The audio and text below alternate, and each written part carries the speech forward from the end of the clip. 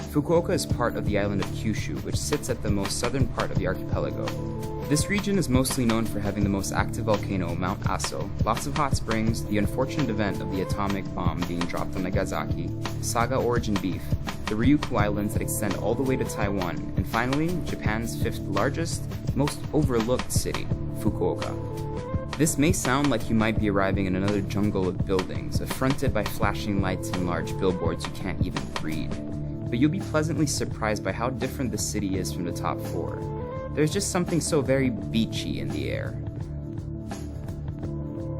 Not only are you geographically right by the sea, but you actually feel like the ocean is right there, which sometimes is not the case in large coastal metropolitan cities. But before we get into it, I wanted to show you that I've grown. I have finally gathered enough patience to figure out how to properly put together an onigiri. Make this a tradition each time you land anywhere in the country. You'll arrive at the Fukuoka airport, which is conveniently located 15 minutes and just 260 yen, roughly $3 American from the Hakata area. The city's main areas are Hakata and Tenjin, both central locations with everything from amazing food at every corner, as I'm starting to discover seems to be customary in Japan, different styles of shopping and cultural landmarks.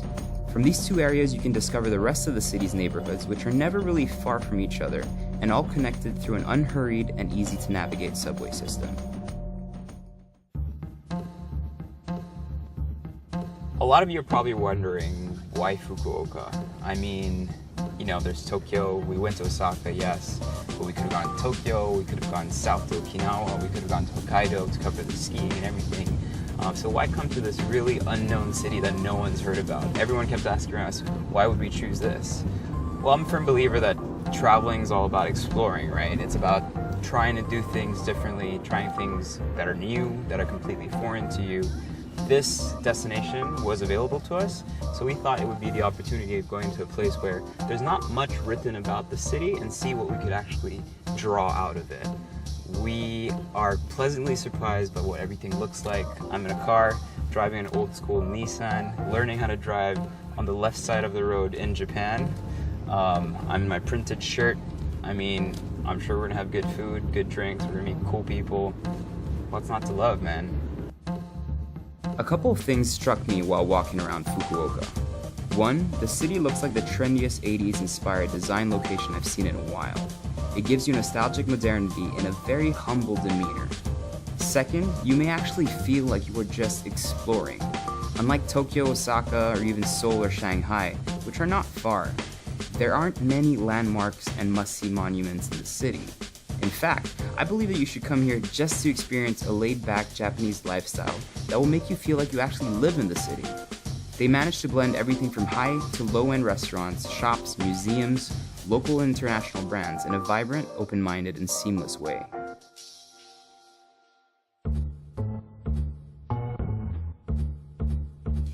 It seems like an overnight tradition nowadays to start off the trip with just a big bowl of hot broth, thick noodles, lots of chili, and a big black bowl that conveys all this heat, warmth, and just even though it's really hot, you cannot say no to this. Check this out.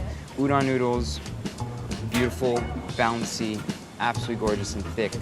Lots of spring onions, nice chunky pork. What? Pork with tempura, who knew that could happen? And a nice tempura, and all of this is just pure ginger. Mix that in. I'll give the broth a taste first. That's delicious. That's like they took the tempura sauce everyone knows they want to drink at the table. I know you do it. I do it all the time.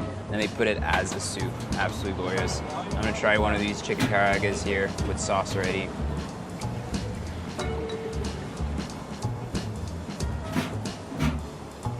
Why do people eat KFC? Who the hell needs KFC? Just come to Japan, eat this stuff. It still starts with a K, and it's just better. Much better.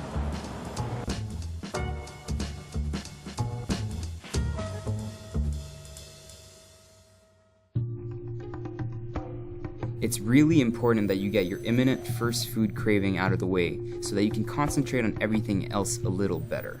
You probably never heard of Fukuoka, and fair enough, it doesn't necessarily pop up in most Japan destination searches, but the city has everything you could want. For culture, check out a Warhol or two in the interesting Fukuoka Art Museum or go to the Asian Art Museum. For nature, the peaceful Ohori Park or Momochi Seaside.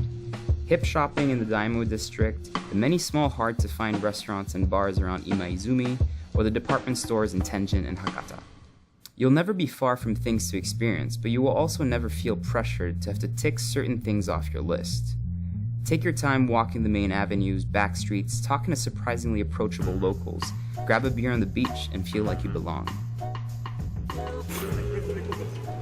I mean, isn't this kind of the dream? Perfect soft serve ice cream, just like the Japanese know how to do it.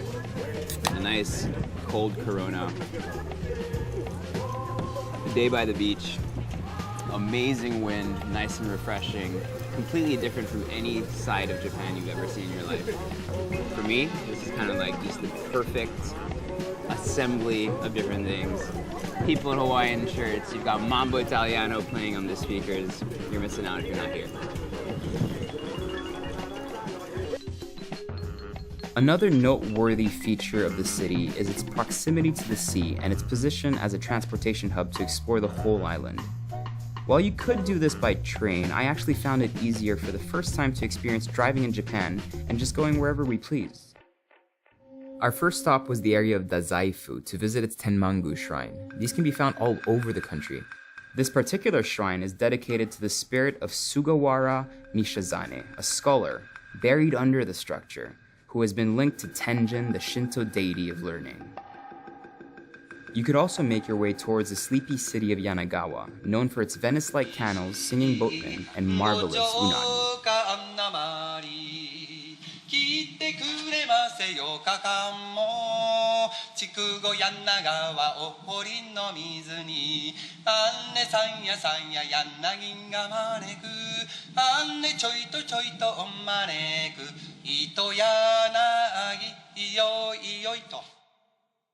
I'm pretty much sure I'm 2 shades darker now after being on that little river cruise, if you want to call it that. We're in Yanagawa, and that was really kind of chill boat ride. I didn't understand anything he was saying, but he basically talks about the history of the town and the importance of the town and the network of canals that are all around us and how he navigates through them and stuff. It was a really cool experience, really fun, and their specialty here is actually from that river, and it is unagi. Perfect eel, just nice and sweet, the way I like it. Teriyaki glaze, usually some sort of, I guess this is, it looks like very paper thin eggs, noodles that they're making here. Rice, a bunch of pickles and soup. This is for me. That's different. I'm usually not a massive fan of eel just because I find it sometimes it's really fatty and just not very tasty when we have it in the Philippines, but here, that's the proper way of doing it.